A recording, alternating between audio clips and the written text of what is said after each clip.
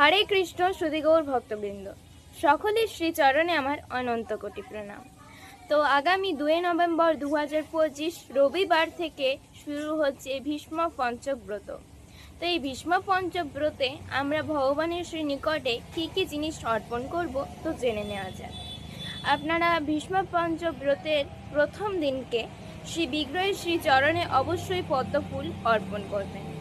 দ্বিতীয় দিনে শ্রী বিগ্রহের উরুতে বিল্বপত্র অর্পণ করবেন।